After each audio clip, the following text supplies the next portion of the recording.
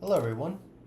So as you've already seen the title and the longevity of this video, this is probably over an hour long because I have just recently went to go watch the Fnaf 2 movie.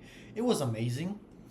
Though like the side of me that knew Fnaf cuz I've been playing Fnaf since like probably when Fnaf 4 came out.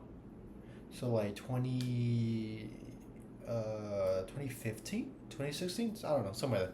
Anyways, it just started geeking out at every reference that I could find in the movie. But something like immediately when the movie started, a little bit of spoilers. What do you mean 1982? So I'm gonna go in a little bit of a rant. You could probably skip at this time that I'm gonna put it up to where we watch the lore.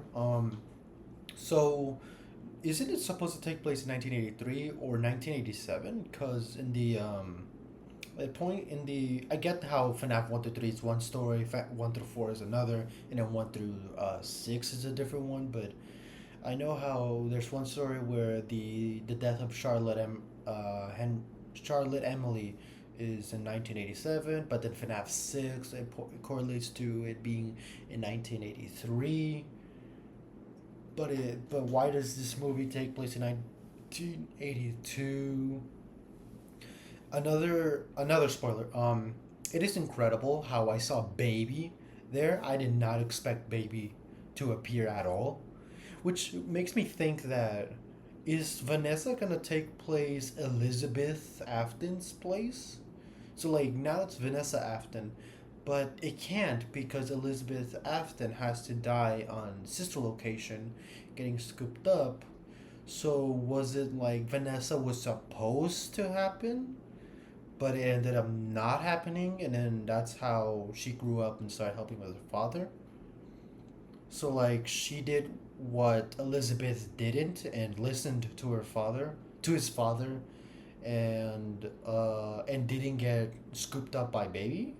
I don't know. It's just so many theories to the point where I kind of like forgot a lot of things. Um, I forgot the timeline. I forgot the lore after watching that second movie. It just started scrambling my head, my mind, and everything just went downhill in my mind of how stuff already didn't make sense, but like it made even less sense because of this movie. And now I need to relearn FNAF.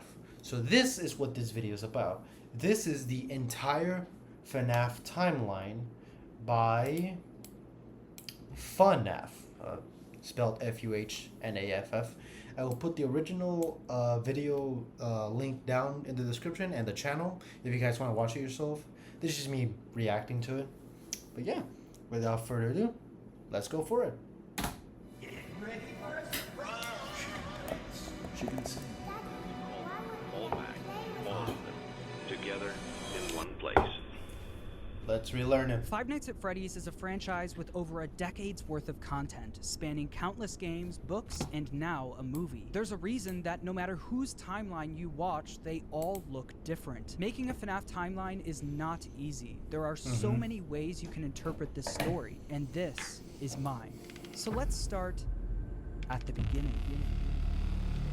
Back in the 1970s. 70s, a company called Fazbear Entertainment got its start by creating different props and mascot costumes for carnivals, and specifically for something called the Fall Fest. The Fall So is this supposed to take place during Secret of the Mimic?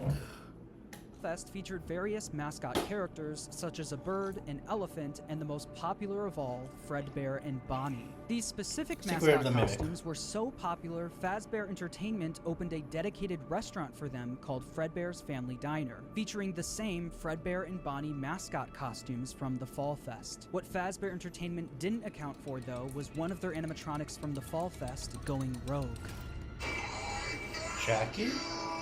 ending in a giant fire, with most of everything from the Fall Fest being destroyed. Wow, we got a full cinematic entrance.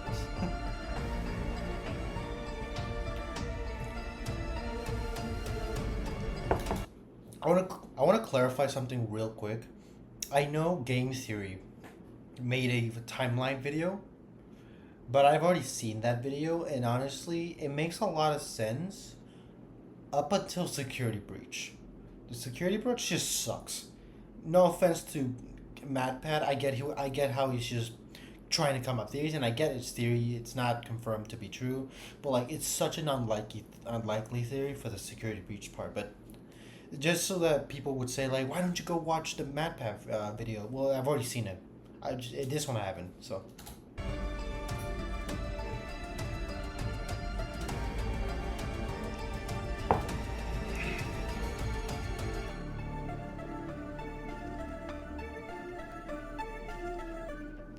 This is really high effort.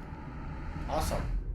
The specifics about the animatronic that went rogue and the fire are unknown and will likely be revealed next year in FNAF's next big release. Although we don't know much about how this fire occurred, we do know that after the fire, Fazbear Entertainment started phasing out of the mascot costume era. They needed something new. The two men who helped found Fazbear Entertainment, William Afton and Henry Emily, stepped up to the plate. William Afton was mostly the businessman of the two, handling all of the money, while Henry was the more creative one, with him being in charge of building most of the animatronics and props for the company. With the Fall Fest era of the company coming to a close, they were only left with Fredbear's Family Diner, the standalone restaurant created for the Fredbear and Bonnie characters. In order to replace the mascot versions of Fredbear and Bonnie, Henry went to work on new versions of the characters, eventually creating the new Fredbear and Spring Bonnie, the same characters but with new designs and new suits. Henry called them Springlock suits. These suits are able to double as both an animatronic and a suit that the employees could wear. To switch the suit from animatronic mode to suit mode, the employees could use a hand crank to pull back the animatronic parts, leaving room for them to climb inside. The spring locks that were helping to hold back those animatronic parts were very sensitive though, and with even a little bit of moisture, the spring locks could potentially snap shut, crushing and killing whoever was inside. But if that ended up happening, Fazbear Entertainment had some common sense procedures set in place. In the case that the spring locks come loose while you are wearing a suit, Fnaf 3. please try to maneuver away from populated areas before bleeding out. That does not ruin the customer experience. Which is Fredbear's crazy, by the Family way. Diner ended up being super successful for William and Henry, so much so that other companies tried replicating it. Another company proceeded to rip off Fazbear Entertainment's old mascot characters by creating their own animatronic versions of them. The leader of the group was Ned Bear, a direct copy of Fredbear, followed by a hippo, an elephant, and a frog. All characters from the Fall Fest, and all with slightly different designs that to makes avoid sense. copyright issues. But while the rival company was able to replicate the designs, they could not replicate Henry's state-of-the-art technology. Their robots were poorly made and had to have giant batteries with exposed wires on stage with them. Naturally, the rival company failed and ended up being bought out by Fazbear Entertainment. With all of the success from Fredbear's Family Diner, William and Henry decided to branch out and create more characters for a new restaurant. In 1983, William and Henry opened Freddy Fazbear's Pizza, featuring Freddy Fazbear, Bonnie, Chica, and Foxy. With the opening of Freddy Fazbear's Pizza, Fazbear Entertainment was experiencing success like they've never seen before. But with two restaurants now open at the same time, more success also meant more work for William and Henry. The duo were so wrapped up in work that they started neglecting their own families. William was the father of 3 kids, the eldest, Michael, the crying child, and Elizabeth. The crying child has yet to have a 100% confirmed name, so for this video, he will just be called... That is true. A lot of people do think it's Evan. I personally think it's Garrett because of the movie that how it explains it slightly. I don't know who Dave is. I don't know who named Dave, but I know Evan and Garrett.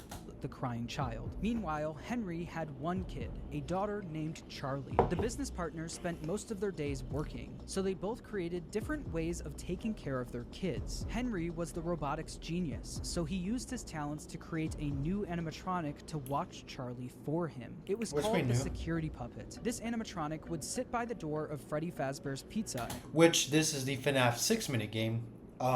Midnight Murder? No, just Security Puppet, which is supposed to be in FNAF 6, which is supposed to take place in 83.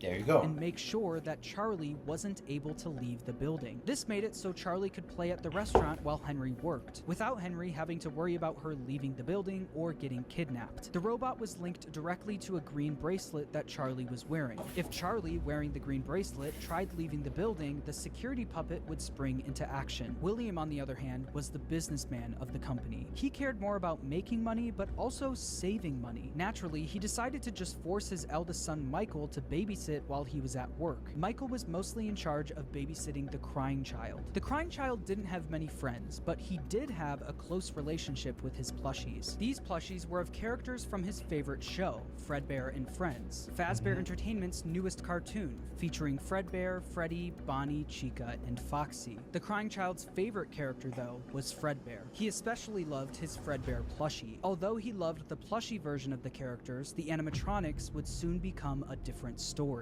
One day, while visiting Fredbear's family diner, the crying child saw something that would scar him for the rest of his life. While wandering the restaurant, he walked by the employees only room, where an employee accidentally left the door open. Inside the room was his father, William Afton, helping another employee into a spring Bonnie suit. But through the eyes of the crying child, this looked like someone was literally being stuffed into an animatronic suit. Especially considering how earlier throughout, or later, I think earlier or later, throughout because this is Fnaf 4, there was a girl who was making rumors that they stuff you at night and then you'll never be able to see.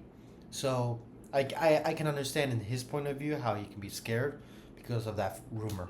The crying child was so young that he wasn't educated on how the mascot characters worked, so seeing a human be put inside of one terrified him. When a child experiences something traumatic, their brain naturally tries finding ways to deal with that trauma. The crying child's way of dealing with his trauma was by creating an imaginary friend. This imaginary friend took the form of the object he loved the most, his Fredbear plushie. His new imaginary friend Fredbear followed him wherever he went, shape-shifting into flowers, hiding behind cars and in the sewers, with nobody being able to see him except for the crying child. When the crying child was overwhelmed, the plushie would talk to him and try to calm him down. Even when the plushie wasn't around, it was still able to speak to him because it lived in his mind. While the crying child was dealing with the trauma of seeing what he thinks was someone being stuffed into a suit, his brother Michael was only making it worse. Michael knew about what happened with his younger brother and used it against him. Every day while babysitting the crying child, Michael would put on a Foxy mask, hide somewhere in the house, and jump scare his little brother.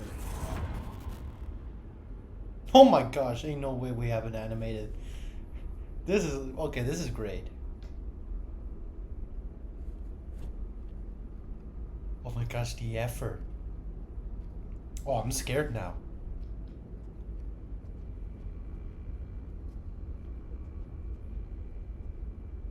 From the pizzeria to your living room, you no longer have to wait to sing and dance with Fredbear and Friends. Weeknights at 8, 7 Central, only on...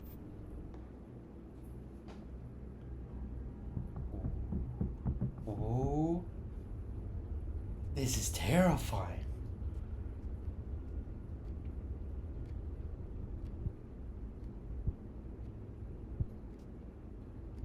Oh, I'm getting shivers. I've never seen this.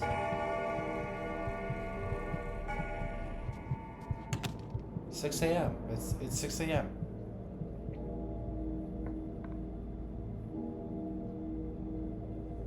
Yeah, just go back to sleep. Oh no.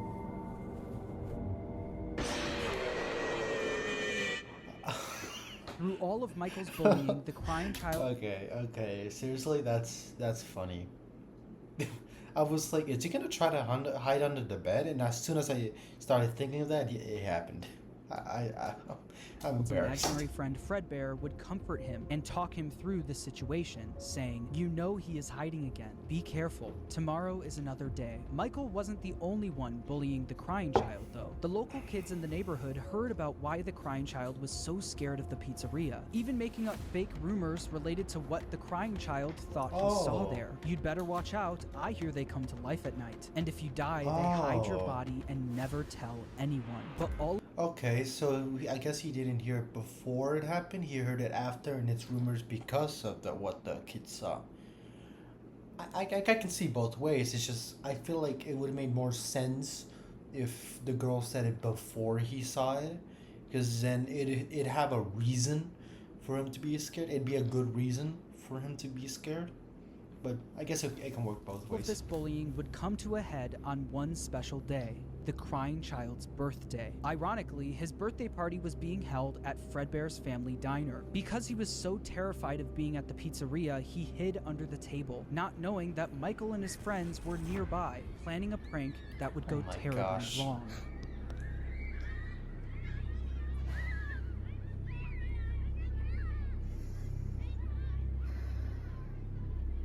Jump scare. Make sure you grab your pizza. Never mind. Fredbear and Spring Bonnie will be performing in 5 minutes. Matt Pat. I hear Matthew. I hear Matt Pat.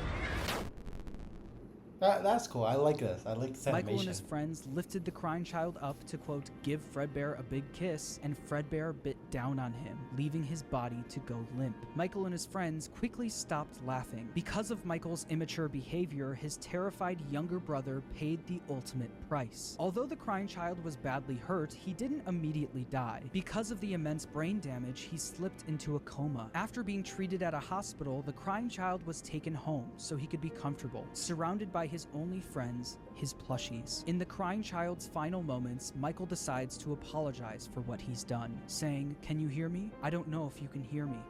I'm sorry." After Michael speaks, the crying child's imaginary friend Fredbear, created out of the trauma he experienced, continues doing what it's done the whole time. It comforts him, saying, "You're broken. We are still your friends. Do you still believe that? I'm still here. I will put you back together." This would be the final thing the crying child hears before he dies. The crying child's spirit would then live on in the Fredbear suit, the thing that took his life. The crying child's death wasn't just an accident. It was directly caused by Michael's recklessness. This is something that Michael could potentially face jail time for, so it needed to be covered up. Since the crying child was being kept at home, no one else knew that he ended up passing away. So William and Michael ended up burying the crying child's body in the middle of the woods where no one would find him. No tombstone, no flowers, just a pile of dirt, an unmarked grave, and a lifetime's worth of guilt that Michael would have to live with. Shortly after the incident, Fredbear's family diner was quickly shut down, and Fredbear was completely wiped from existence. The Fredbear and Friends TV show turned into Freddy and Friends on tour. The Fredbear and Spring Bonnie Springlock suits also ended up being moved into the back room of Freddy Fazbear's Pizza, mainly being used as spare suits if one of the Freddy's animatronics broke down.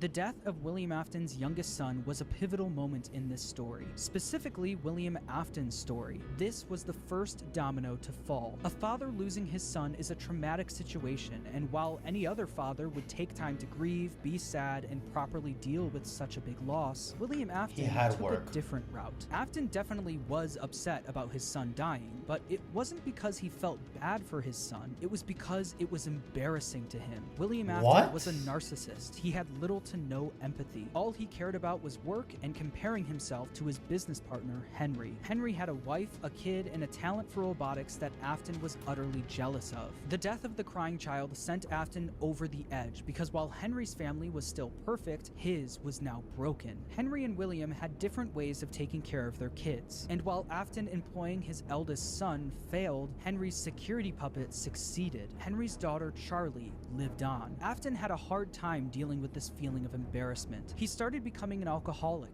frequently visiting the local bar called Junior's. One night, though, after drinking a little too much and getting kicked out of the bar, he decided that he was going to settle the score with Henry. Afton, drunk and filled with rage, drove from the bar to Freddy Fazbear's Pizza, where he knew Charlie was being watched over by Henry's security puppet. Afton planned on risking everything to kill Henry's daughter, Charlie. He didn't care if he got caught, and he didn't care if he went to prison. But when Afton got to Freddy's, he noticed that Charlie was standing outside by herself. It turned Yeah. out that some bullies were able to trap the security puppet in its box and lock Charlie outside the building, giving Afton the perfect opportunity to kill Charlie outside of the pizzeria. The security puppet was eventually able to escape its box and went looking for Charlie. As Afton sped away, Which is the very puppet weird. noticed that Charlie was outside in the pouring rain. It then did what it was programmed to do and went to protect her.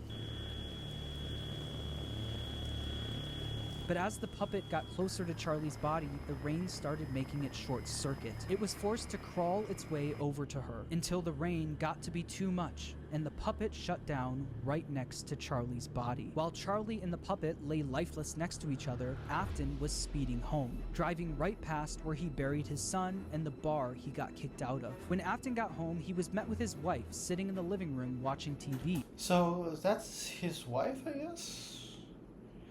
I always thought it was Michael, but I guess it can make sense. And Michael in his bedroom. Afton was a drunk and abusive father and fully blamed Michael for what happened to his youngest son. Mrs. Afton tells him to leave Michael alone because he's had a tough day, but Afton doesn't listen. He goes over to Michael's room and pounds on the door, only for the door to be locked. He then makes his way around the house to try and find a way in from the outside. But once he gets to Michael's bedroom window, he notices that it's broken and Michael was gone. Michael was so upset by what he did to his brother that he would sometimes see visions of Fredbear appear and disappear. Tonight, Fredbear appeared outside his bedroom window, and it almost felt like his brother was calling out to him from beyond the grave. This would happen frequently, and every time it did, Michael would run to the spot where they buried his younger brother, only to find that nothing had changed. So I understand the footprints of the human where he got out, it goes to the grave. That makes sense. It's just, how can we, as in William Afton's point of view, can see the markings? Maybe it's to imply that he was there, but William can't see it? Or it's a little weird, but it can make sense. Brother was still gone and buried in the ground. Afton knew Michael did this often, saying, "Ran off to that place again. He will be sorry when he gets back." The guilt of killing his younger brother haunted Michael in his real life, but also in his dreams. Michael would constantly have nightmares about the animatronic that took his brother's life. These were the exact same nightmares his younger brother used to have every night, now passed on to him. Is it Fnaf 4 now? Yep, it is. Oh no.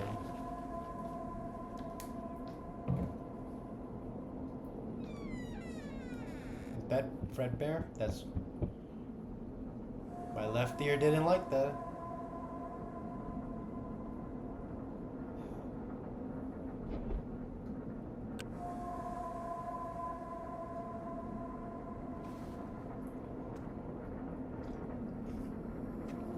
You see him right there, don't you? Oh. Oh. If you've guys seen the first reaction video of the spring trap, I mentioned one of the things that can really scare me is just cold stare faces. Oh my gosh. That's terrifying. I would just freeze. Oh no. Alright, because Fredbear can teleport.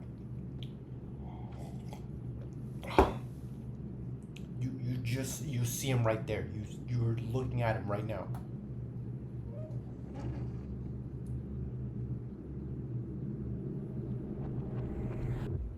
Okay. After the death of Charlie, Fazbear Entertainment tried their best at covering it up. Fortunately for them and for William, the crime was committed outside, where no one was around to witness it. William was able to get away with everything, while Fazbear Entertainment never spoke of the incident again. The security puppet was quickly moved to the back room of Freddy Fazbear's Pizza, where the retired Fredbear and Spring Bonnie suits resided. But something was different about the security puppet. Dark tears now appeared on the mask of the animatronic. That as well, but Dark the eyes. tears that weren't there before. This is something that Afton quickly Never mind. noticed the next day when he went into work. He'd heard about what happened moments after he sped off. He knew the security puppet was found laying next to Charlie's body. So does that mean Charlie's soul now resided in the puppet? William definitely noticed that the puppet looked different, almost like it was haunted, almost like it was thinking. Other employees would eventually notice the same thing. I'll be honest, I never liked that puppet thing.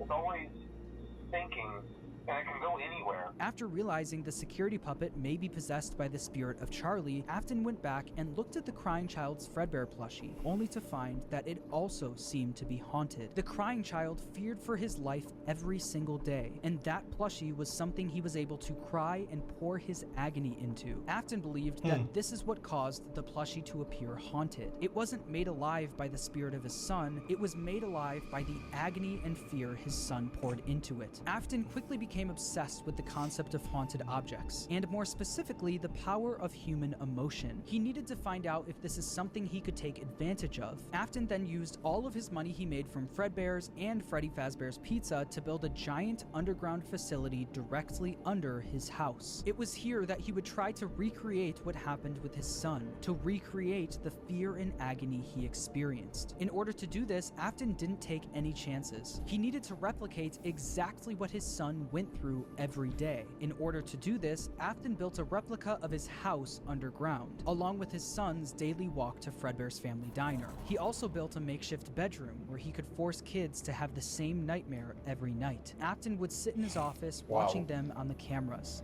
that could be accessed. Which I guess could make sense, because I was also thinking when he took the Fredbear plush, and I remember this Fredbear appearing, which I guess could now make sense because he's trying to study it. So I guess it could make sense. Using the passcode 1983, the year his son got bit. He also kept the crying child's Fredbear plushie on the desk as a reminder of what he was trying to replicate. In the makeshift bedroom, there were dummy animatronics that wheeled down the hallway. But the kids wouldn't see them as just blank dummies on wheels. Afton would pump hallucinogenic gas into the room to get the kids to think that what they were seeing was a monster. These nightmare gas canisters were being stored all throughout his underground facility. And no wonder these nightmare gas then it makes sense then. This makes sense then. Okay. Canisters were being stored all throughout his underground facility, and on the bed of this makeshift bedroom was a Freddy plushie, in the hopes that the kids would pour their fear and agony. It makes so much sense now. Oh my gosh, it does make so much sense. No wonder. Into the plush, like his son did to his plushie. On the other side of the bunker, where Afton recreated the crying child's walk to Fredbear's, he placed a bunch of Fredbear plushies all over the place. These Fredbear plushies had walkie-talkies inside of them. This was Afton's way of recreating his son's imaginary friend that would talk to him wherever he went. Afton would speak to the kids through his walkie-talkie sitting in his private office. After setting up the bunker, Afton was only missing one more thing: the kids to run these experiments on. He needed a way to kidnap and capture kids without being caught, and he had the perfect way to do it. Baby? The show will begin momentarily. Oh, the ending of Fnaf Everyone, World. please stay in your seats. Enter Circus Baby and the Funtime animatronics. Oh my gosh, Baby. These robots were specifically built Baby's by just Afton staring. to capture kids, featuring Circus Baby, Funtime Freddy, Funtime Foxy, and Ballora. They feature advanced technologies such as parental tracking, voice mimicking / luring, and storage tanks. Circus Baby, the star of the group, was even able to make ice cream as a way to lure kids to her. Once the kid got too close, a giant claw would reach out, grab them, and lock them in the animatronics storage tank. Some of the board members from Fazbear Entertainment were suspicious of these new animatronics. She can dance. She can sing. She's equipped with a built-in helium tank for inflating balloons right at her fingertips. She can take song requests. She can even dispense ice cream. With all due respect, those aren't the design choices we were curious about, Mr. Afton. Afton even created a new restaurant for these animatronics called Circus Baby's Pizza World. Elizabeth, William Afton's daughter, was fascinated by Circus Baby. All she wanted to do was play with her, but Afton wouldn't let her. Daddy, why won't you let me play with her? You let the other children go see her. Why won't you let me go? He strictly told her to stay away from the animatronic, but one day she didn't listen. On the opening day of Circus Baby's Pizza World, another domino would fall in Afton's life, and Elizabeth would soon be the victim of his terrible misdeeds. Oh my gosh. I can do something special. Did you know that? I can make ice cream, although I only did it once. What a wonderful day, though. I was in a small room with balloons and a few tables. I would always count the children. I'm not sure why. They usually played together in groups of 2 or 3. There were 4, then 3, then 2, then 1. Time to play. This is the animation, the effort is crazy, by the way.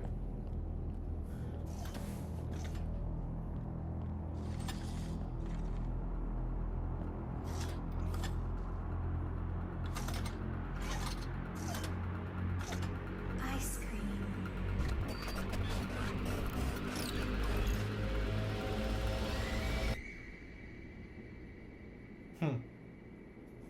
Something happened when there was one.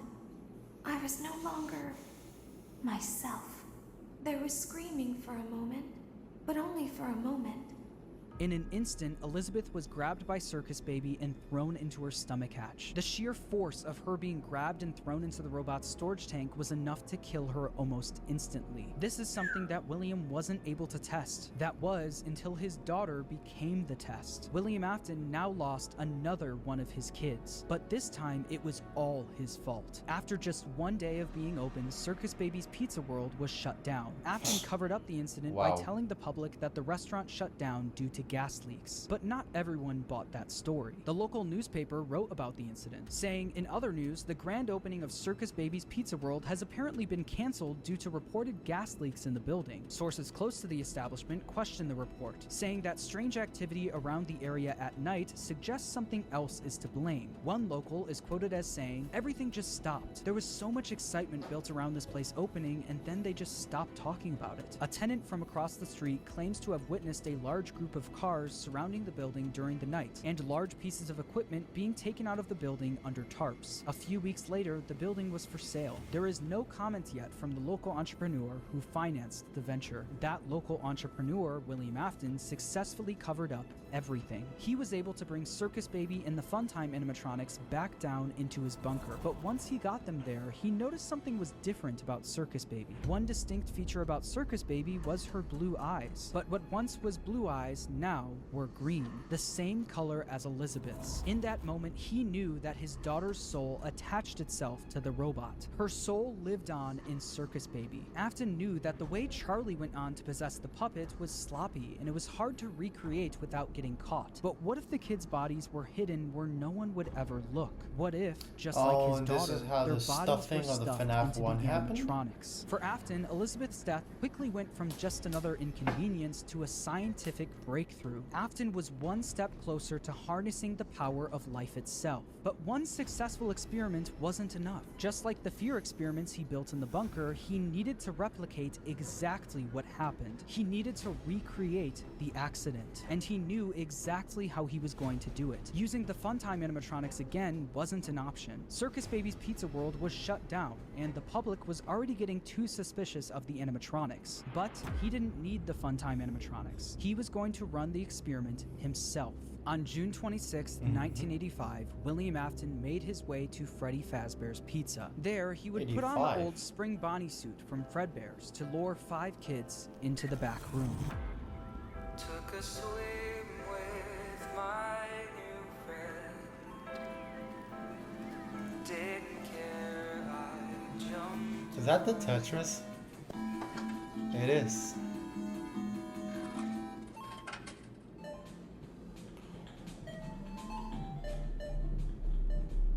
Not Susie. Hello. Looking for a friend?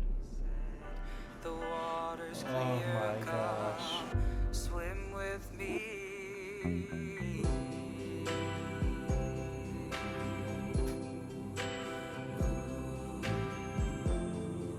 What in the world?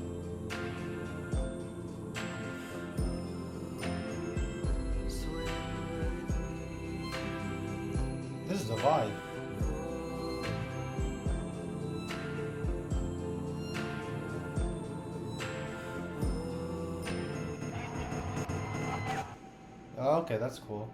One by one, Afton killed them and stuffed their bodies into the animatronics. Susie was first, being stuffed into Chica. Gabriel went into Freddy, Jeremy into Bonnie, Fritz into Foxy, and then there was Cassidy, who went into Fredbear, aka Golden Freddy. At this point, Afton had no idea that the crying child spirit was in Golden Freddy, so he didn't think twice about shoving Cassidy in there. The way Afton killed Cassidy, though, was different from the rest. Freddy, Bonnie, Chica, and Foxy were just regular animatronics. Afton had no choice but to kill them, then stuff them into the suits. But Golden Freddy wasn't just a regular animatronic, it was a Springlock suit. The same Springlock suit that took his youngest son's life. Afton was aware of how dangerous the Springlocks were. Any bit of moisture or too much movement would cause them to snap shut, slowly killing whoever was inside. So that's exactly what he did to Cassidy. He put him into the suit and watched as the Springlocks snapped shut, cementing that's Cassidy's a death as crazy the most way to do brutal it. of them all. Freddy, Bonnie, Chica, Foxy, and Golden Freddy weren't the only animatronics sitting in the back room of Freddy Fazbear's Pizza, though. They were joined by the security puppet, which contained the soul of Henry's daughter, Charlie. Once Afton was gone, Charlie jumped into action, almost acting as a guide for their souls, properly giving them life inside of each animatronic. After the incident, the kids were quickly reported missing by their families, and although the security cameras caught Afton luring the kids away, he wasn't able to fully get in trouble. Since he was wearing the Spring Bonnie suit, they were never able to prove it was actually him. Afton also hid the kids' bodies where no one would ever look, so the bodies were never found. Unbelievably, Afton was able to get away with yet another crime. Because of all the bad press that came from the missing children's incident, people stopped coming to the pizzeria. After months of customers no longer showing up, Fazbear Entertainment officially shut down Freddy Fazbear's Pizza. Shortly after the pizzeria shut down, Afton decided to pull the Funtime animatronics out of retirement and finally get his underground facility fully operational. He knew he couldn't try opening another Circus Babies restaurant, so he had a new idea. Due to the massive success and even more so the unfortunate closing of Freddy Fazbear's Pizza, It is now a was rental clear thing, that the isn't it? stage was set, no pun intended, for another contender in children's entertainment. Unlike most entertainment venues, our robotic entertainers are rented out for private parties during the day. Afton opened Circus Babies Entertainment and Rental. This way, he could rent out the Funtime animatronics to local birthday parties, capture kids, and bring them back to his underground bunker to be experimented on. While Afton was running his rental business, Fazbear Entertainment was determined to try opening another pizzeria. In the summer of 1987, Fazbear Entertainment opened the new and improved Freddy Fazbear's Pizza, this time with brand new versions of their original characters. These were called the Toy Animatronics, and they were once again built by Henry. Henry was aware of what happened in 1985, and especially of what happened to his daughter, so he was determined to make sure that never happened again. These new toy animatronics were equipped with facial recognition systems that were linked directly to a criminal database. The security puppet was also brought out of retirement, but instead of working security, it sat quietly in the prize corner. Freddy, Bonnie, Chica, Foxy, Golden Freddy, and Spring Bonnie were also moved to the new pizzeria, and it's revealed that these animatronics were mostly used for spare parts. By now, I'm sure you've noticed the older models sitting in the back room. Those are from the previous location, and we just use them for parts now. Which, this is an issue. This is a big issue. Spoilers for the Fnaf 2 movie. So you can skip at whatever part I'm going to do if you don't want to hear it. The Fnaf 1 animatronics come back even though the Fnaf 2 withered animatronics were there. So from this logic, it's supposed to say that the Fnaf 1 were moved to the Fnaf 2's back rooms and they were used for parts, which makes sense. Even I would have believed that. But now in the movie, it's just a separate animatronic. The withers in the second movie are no longer the Fnaf 1 animatronics going from Fnaf 1 to the second location, the original, by the way. It is now its own separate thing. It's very weird, I don't know. The idea at first was to repair them, but they were just so ugly, you know? and the smell. This means that the haunted metal of the original Freddy's animatronics was now being put into the toy animatronics, causing the toys to also now be possessed. After Afton got away with the first set of murders, he needed to see if the kids' spirits were possessing the animatronics. In order to see for himself, Afton went back to work at the new pizzeria as a daytime security guard. While Afton was working the day shift, Jeremy Fitzgerald was working the night shift. Jeremy worked there for 5 nights, and unfortunately for him, because the kids possessing the animatronics were killed by an adult, they were extremely aggressive to any adult they encountered. They interact with the kids just fine, but when they encounter an adult, they just stare. Meanwhile, Afton decided to pull the same trick he did at the old Freddy's location, gaining 5 more victims. Someone used one of the suits. We had a spare in the back, a yellow one. Someone used it. Afton used the Spring Bonnie suit to pull the same stunt again on 5 more kids. But as he was committing the murders, Charlie from inside the puppet was actively trying to save the kids. She tried enlisting the help of the other animatronics, but it was too late. Afton had already finished what he started. Not only that, him seeing the puppet and Freddy walking around the pizzeria trying to stop him was all the proof he needed that his experiments were successful. The kids he put into the original suits were haunting the animatronics. But there was one problem. Afton knew that the haunted metal of the endoskeletons was the key to everything, but the animatronics were trapped at the pizzeria. There was no way he could bring them back to his underground bunker. He couldn't get to the animatronics if the pizzeria was still open and active, so he needed to find a way to make sure the pizzeria shuts down and fast. Instead of stuffing the new set of victims into the toy animatronics, he decided to leave the kids out in plain sight, scattered throughout the pizzeria. This was a guaranteed way to get the pizzeria shut down. A few hours after Afton committed the murders, Jeremy Fitzgerald showed up for his night shift, unaware of what happened that day. Hello. What on earth are you doing there? Didn't you get the memo? The place is closed down, at least for a while. Listen, just finish your shift. It's safer than trying to leave in the middle of the night. We have one more event scheduled for tomorrow, a birthday. You'll be on day shift. Wear your uniform. Stay close to the animatronics and make sure they don't hurt anyone, okay? The next day, during Jeremy's day shift, one of the animatronics bit him Oh in the my gosh, head. even this I was got scared of infamously that. known as the Bite of 87. Meanwhile, Afton successfully got the pizzeria shut down. The local newspaper wrote about the incident, saying, after being open only a few short weeks, Freddy Fazbear's Pizza is closing its doors. The new animatronics will be scrapped due to possible malfunctions. However, the original characters are being kept in hopes of a possible reorganization of the company. Since the toy animatronics were now being scrapped, he knew he could get away with taking their endoskeletons. But he also knew that he couldn't risk showing his face at the pizzeria again, so he got his oldest son Michael to do the work for him. William was easily able to get Michael to do whatever he wanted. William was abusive and manipulative, while Michael was haunted by the guilt of what he did to his younger brother. Because of this, Michael basically acted as William's puppet. Michael showed up for the night shift at the now closed Freddy Fazbear's Pizza under a code name, Fritz Smith. At the end of his shift, he would successfully steal the toy animatronics endoskeletons for his father, causing him to get fired his first day on the job due to tampering with the animatronics. As it said in the local newspaper, while Fazbear Entertainment scrapped the toy animatronics, the original Freddy, Bonnie, Chica, and Foxy were going to be fixed up and reused. And that's exactly what they did. After the 1987 Freddy's location shut down, they opened yet another location, this time using the exact same building as the first Freddy Fazbear's Pizza. As you can imagine, this didn't work out great for the business. People already had a bad impression of Fazbear Entertainment, so using the same building that the original murders took place in didn't help business. Customers barely showed up to the new pizzeria, leading it to shut down by the end of 1993. Although this was bad news for Fazbear Entertainment, this was great news for William Afton. Afton was able to acquire the endos of the toy animatronics, but that wasn't enough. He needed all of the haunted endoskeletons, especially the ones in the original animatronics. Once the pizzeria shut down, Afton came up with a plan to steal the endos from the animatronics. Sorry if I'm Each not talking pizzeria a was lot. It's designed just I'm with trying something to called learn. a safe room. As always, if there is ever an emergency, please go to the designated safe room. Every location is built with one extra room that is not included in the digital map layouts programmed into the animatronics or security suite. This room is hidden to customers, invisible to animatronics, and is always off camera.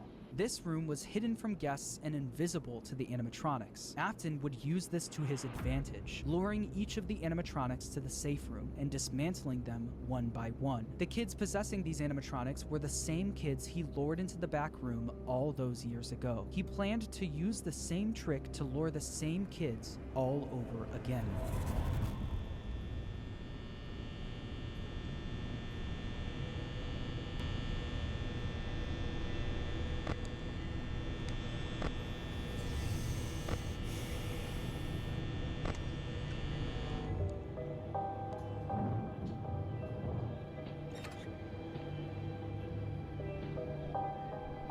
Oh, right, Shadow Freddy.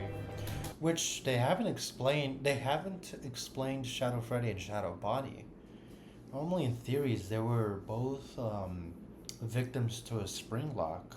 Either that, or they were just in the imagination of the crying child because of the shadow of Fredbear and Spring Bonnie when the crying child was trying to hide away from them. But oh well.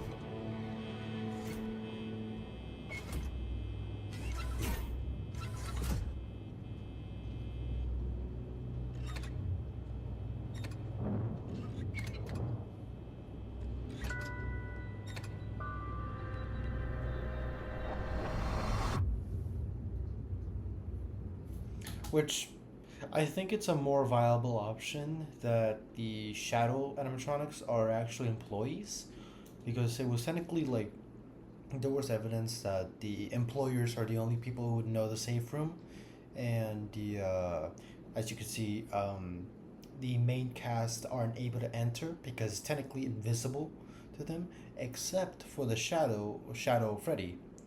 If I think Shadow Freddy was able to pass through the door, which would make him an ex-employee for knowing the safe room.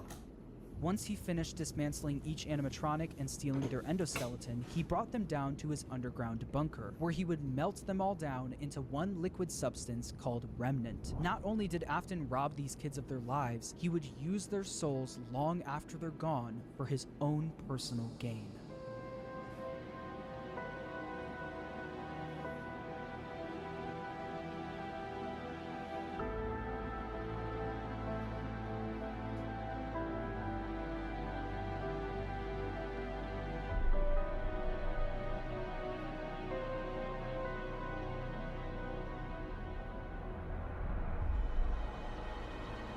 That's a cool transition. I like that.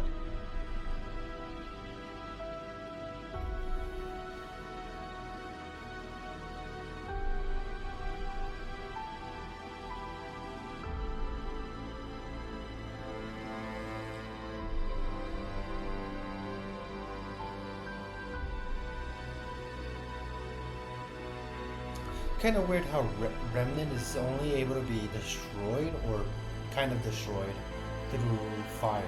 It's kind of weird.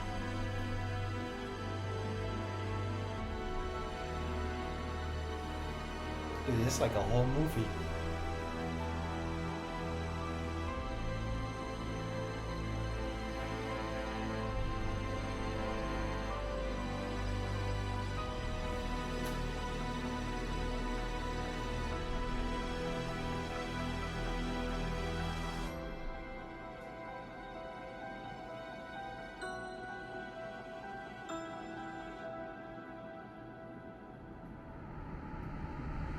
By melting down the endos, he successfully created Remnant. This substance, containing the spirits of all of the missing children, was silver in color, and if kept at the right temperature, was malleable. Afton didn't want to risk testing the Remnant on himself, so he injected it into the Funtime animatronics. Once he did, the animatronics jumped to life. The experiment had worked. William Afton unlocked the power of life itself. After his successful experiment, he went back to Freddy Fazbear's Pizza to collect his old Spring Bonnie suit. But once he got there, he was met with the spirits of the 5 missing children. But how? I thought it was said that he melted the spirit out of them endoskeletons. Him inside the safe room. Cassidy. Yeah, I thought the souls were now Remnant back to his place. How are they here? It's the spirit inside Golden Freddy chased Afton around the room and forced him to get into the Spring Bonnie suit. Cassidy was the most vengeful spirit of them all. Being spring-locked in the Fredbear suit was a painful and slow death, and he wanted to make sure that Afton knew what that felt like. At this point, Afton knew how a spirit could live on. As long as he was inside the suit, he knew he'd be back.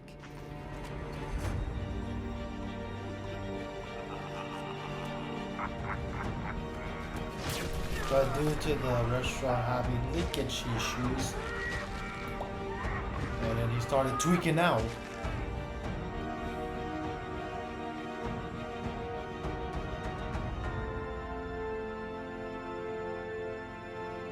As Afton laughed, the spring locks snapped shut, forcing him to go through what Cassidy went through. This was an act of revenge by Cassidy, and it wouldn't be the last. Afton was now confined to the safe room of the now shut down Freddy Fazbear's Pizza, and because of this, everything in his underground bunker was left abandoned. But even with Afton gone, the rental business continued on its own. All of the Funtime animatronics containing the spirits of the missing children and even his daughter Elizabeth were still being rented out during the day and then brought right back down to the bunker. All the spirits wanted to do was escape, but they were always put back underground. After Afton went missing, his eldest son Michael, who's been blindly helping his father, remembered what his father told him if he ever went missing. If William wasn't there to finish his work, Michael would do it for him. Afton's underground facility was always off limits to Michael, but since he was now gone, Michael had no choice. He took the elevator down to where his father worked every day. Although Michael was helping out his father by stealing some of the endos from the animatronics back in the day, he never exactly knew what William was doing until he got down into the bunker. So now we're doing the time of the FNAF 5. Pretty interesting. Over the several days he visited the bunker, he learned more about what his father was up to. He learned about the massive facility his father built, complete with multiple rooms conducting fear experiments. He learned the truth behind the Funtime animatronics and how they were actually designed to kidnap kids. And he learned through the voice of Baby exactly how his sister died. A little girl, standing by herself, my stomach opened, and there was ice cream. I couldn't move, at least not until she stepped closer.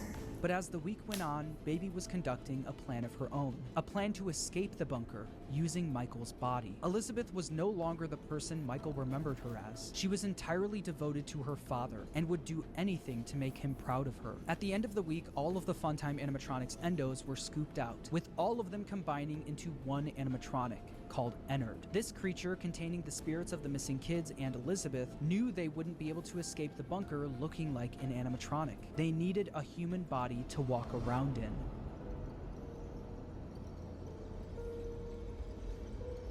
You are in the scooping room now. Funtime Foxy has already been here today. Funtime Freddy has already been here today. Alora has already been here today. Circus Baby has already been here today. I've been out before, but they always put me back. They always put us back inside. There's nowhere for us to hide here. There is nowhere to go when we look like this. But if we looked like you, then we could hide.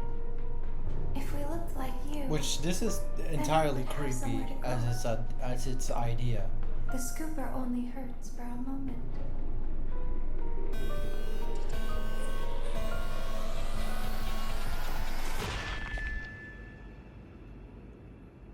Michael Afton's insides got scooped out and replaced by Ennard, helping all of the souls to escape the facility. With every passing day after this happened, Michael looked more and more like a walking zombie. His skin was starting to turn purple, and people started to notice. Michael's body was no longer a good disguise for Ennard, so Ennard ejected itself from Michael. But because the scooper was also a remnant injector, when Michael Afton was scooped, he was also injected with remnant. The remnant made it so even after Ennard was gone, he was still able to survive. Which is Michael, crazy. now back in full control of his body, he had a new mission. Although he did, one way or another, successfully free his sister from the underground facility, he also learned about all of his father's terrible misdeeds. His loyalty to his father turned to disgust. It was time for him to end all of this. Father, it's me, Michael. I did it. I found it. It was right where you said it would be. They were all there. They didn't recognize me at first, but then they thought I was you. And I found her.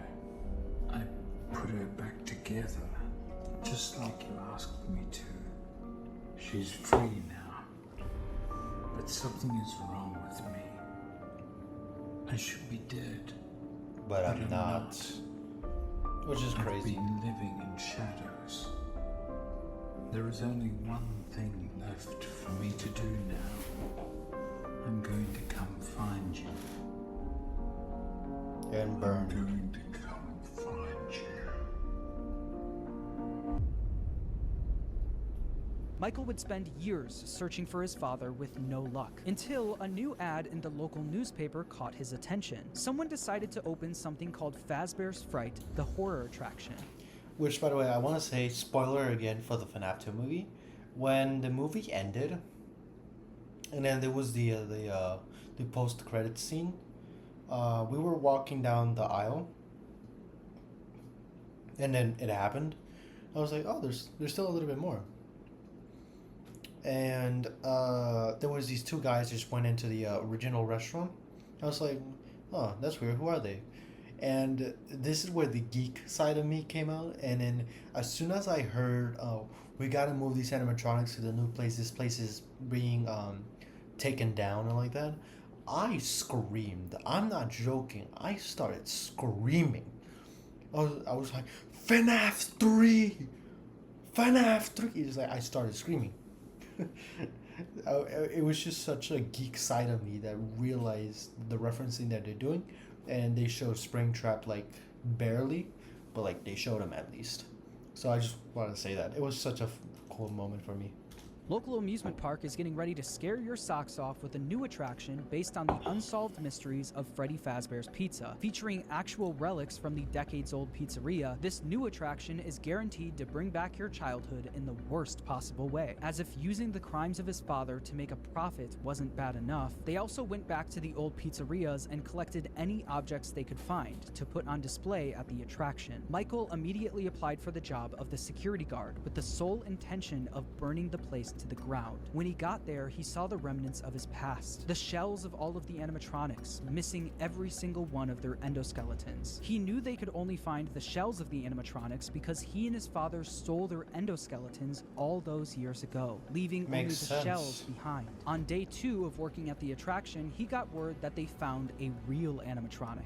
You're not gonna believe this. We found one. A real one. By the way, that line was also said in the movie. It was just incredible. But they said, like, we found one, which is the Springtrap, which was amazing.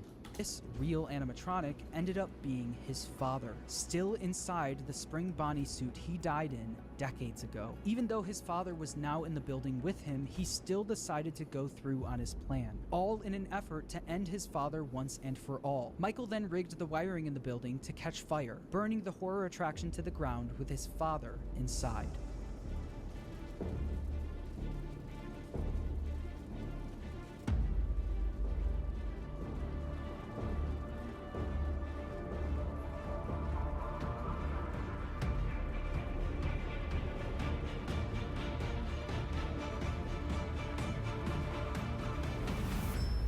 But he was able to escape somehow. The local newspaper would write about the fire, saying a new local attraction based on an ancient pizzeria chain burned down overnight. Authorities have not ruled out foul play, but at the moment it seems to have been caused by faulty wiring. Although the fire destroyed most of everything in the building, William, miraculously, was able to survive. William was now free, roaming the outside world along with the souls of the missing children, Elizabeth, and Charlie inside the puppet. Since Michael wasn't able to end everything, someone else needed to step in. That someone was Henry Emily. Afton's old business partner and father of Charlie heard about the fire at Fazbear's Fright, along with the rumors of the various animatronic creatures now roaming the streets. Henry was determined to put an end to all of this. It's only now that I understand the depth of the depravity of this creature, this monster that I unwillingly helped to create. As if what he had already done wasn't enough. He found a new way to desecrate, to humiliate, to destroy. As if the suffering wasn't enough. The loss of innocence, the loss of everything to so many people. Small souls trapped in prisons of my making, now set to new purpose, and used in ways I never thought imaginable. He lured them all back to a familiar place, back with familiar tricks. He brought them all together. Are they still aware?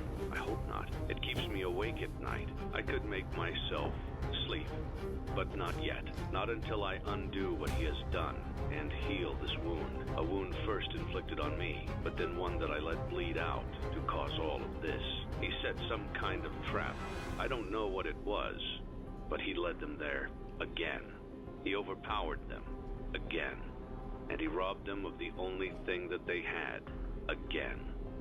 I don't know how those tiny breaths of life came to inhabit those machines, but they will never find rest now, not like this.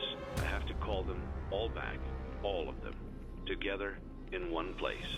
By gathering all of the animatronics in one place and locking them in the same room, he would be able to burn them all to the ground for good, effectively freeing their spirits in the process. In order to do this, Henry created a new restaurant called Freddy Fazbear's Pizza Place. He knew that the spirits and William couldn't resist coming back to a new location, even if it was all just a trap. Charlie was different though. She was smarter than the rest, so Henry knew she wouldn't be as easily fooled. So he created an animatronic called Lefty, standing for Lure, Encapsulate, Fuse, Transport, and Extract, specifically to capture the puppet and bring it to the pizzeria. While trying to find someone Lefty's that would help my him favorite carry out his character in plan, the entire one franchise. person showed up for the job, a person who was also determined to finally end all of this, Michael Afton. Day after day, the animatronics roaming the streets would show up in the alleyway next to the pizzeria. Baby, aka Elizabeth, the souls of the missing children and the crying child, now appearing as Molten Freddy, Charlie and Lefty, and his father, William, all showed up in the back alley. Michael would then collect each animatronic and throw them into a facility under the pizzeria, designed to be a maze with no exit, where the animatronics would roam around without even knowing they're trapped, until the end of the week, where they would all be burned to the ground. With all of the souls, including William himself, now in one place, Henry's plan was in motion. As far as Elizabeth and William were concerned, this was a good thing. All of this remnant now in one place was all that they wanted, until Henry stepped in. You played right into our hands. Did you really think that this job just fell out of the sky for you? No. This was a gift for us. You gathered them all together in one place, just like he asked you to. All of those little souls in one place, just for us. A gift. Now we can do what we were created to do and be complete. I will make you proud, Daddy. Watch. Listen. And be full. Connection terminated. I'm sorry to interrupt you, Elizabeth. If you still even remember that name. But I'm afraid Alright, you've let's been go. misinformed. This looks cool You are already. not here to receive a gift. Nor have you been called here by the individual you assume, although you have indeed been called. You have all been called here, into a labyrinth of sounds and smells, misdirection and misfortune. A labyrinth with no exit, a maze with no prize. You don't even realize that you are trapped. Your lust for blood has driven you in endless circles, chasing the cries of children in some unseen chamber, always seeming so near, yet somehow out of reach. But you will never find them. None of you will. This is where your story ends. And to you, my brave volunteer, who somehow found this job listing not intended for you. Although there was a way out planned for you, I have a feeling that's not what you want. I have a feeling that you are right where you want to be. I am remaining as well. I am nearby. This place will not be remembered, and the memory of everything that started this can finally begin to fade away, as the agony of every tragedy should. And to you monsters trapped in the corridors, be still, and give up your spirits. They don't belong to you. For most of you, I believe there is peace, and perhaps more, waiting for you after the smoke clears. Although As for one of you, the darkest pit of hell has opened to swallow you whole. So don't keep the devil waiting, old friend. Bars. My daughter, if you can hear me, I knew you would return as well. It's in your nature to protect the innocent. I'm sorry that on that day, the day you were shut out and left to die, no one was there to lift you up into their arms, the way you lifted others into yours. And then, what became of you? I should have known you wouldn't be content to disappear. Not my daughter. I couldn't save you then, so let me save you now. It's time to rest, for you, and for those you have carried in your arms. This ends, for all of us, in communication. Henry putting fire to the animatronics may have freed the spirits from the metal of the robots, but some of them still needed help actually moving on into the afterlife. This help would come from Charlie. She helped guide the spirits into the robots. Now she would help them move on. In the world of Five Nights at Freddy's, the way a spirit can move on is by them being put into a happy memory. The memory Charlie chose actually comes from the crying child and the day he got bit. Piece by piece, Charlie put that terrible, shattered memory back together. But this time, she would change it into a happy memory. Instead of the crying child getting bit on his birthday, Charlie changed it so that all of the missing kids and Charlie would celebrate him, giving him a giant birthday cake. By changing that terrible memory into a happy one and attaching all of the spirits to it, they were able to successfully pass into the afterlife. Except for one. Gabriel, Fritz, Susie, Jeremy, and Grass. Which is Charlie, by the way. I think it's Charlie.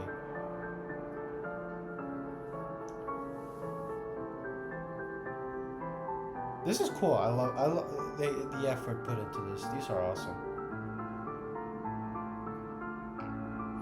As for one of them, like I said, they were all able to move on, except for one.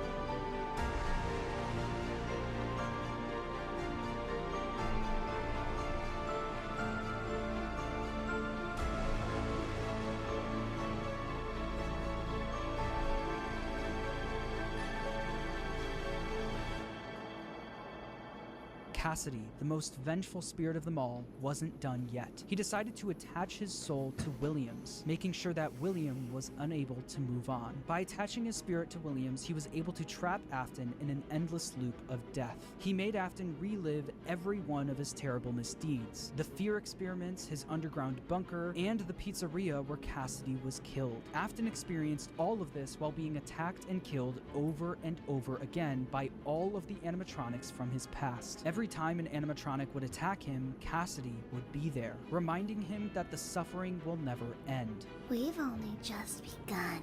I will never let you leave.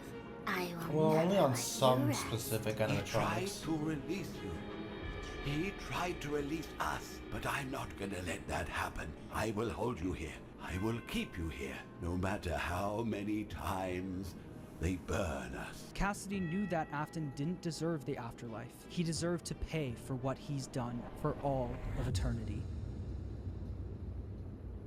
But If you keep up with the franchise, you know that that's not the end of the story. Like I said at the beginning of the video, making a FNAF timeline is not easy, no matter what anyone says. In broad strokes, you can explain the basic plot, but once you get down to the motivations and the why of everything, you have to start filling in the blanks yourself. Some people who've helped me fill in the blanks that I'd like to shout out are Rytoast for his theory about Cassidy being spring-locked in Golden Freddy. I think that makes a lot of sense and is really satisfying for the narrative. Also, I'd like to shout out MatPat for his theory about Midnight Motorist. After trying to figure that minigame out for years, I think your explanation makes the most sense. It's important for me to say that no one except for Scott Cawthon himself knows the exact story he was trying to tell. So please make sure to watch other people's timelines as well and come to your own conclusion on everything. And when the time is right, I'll be back to tackle the newer games in this franchise. Until then, make sure to subscribe,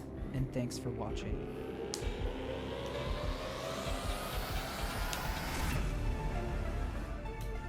This video was incredible. This video was incredible. I'm gonna subscribe already. I'm like it's incredible. This timeline was very cool. There were some stuff that needed more explanation. Like the one that I remembered is the Shadow Freddy's, the Shadow Freddy and Shadow Bonnie. I think they need to be explained. The Fredbear, I guess, the Nightmare Fredbear. William Afton conducted experiments and used gas to make it scary, like Scarecrow from Batman or something. But how was Nightmare Fredbear a part of it? And if they were test subjects, why is Nightmare Fredbear there? It's a little weird. And also Nightmare. How does Nightmare get into play? But that'll be for a separate video. I want to end this now. It's like 12:09 in the morning. Sorry if I'm a little quiet. Everybody's sleeping. I should be sleeping as well. This is the entire FNAF timeline from Fnaf. So obviously there's other people who have done the same thing, especially the infamous MatPat. This video is over an hour long, so I want to apologize for anyone. I will also include some timestamps so that it can work better. Thank you so much for watching. I hope you enjoy, and I'll see you next time. Goodbye.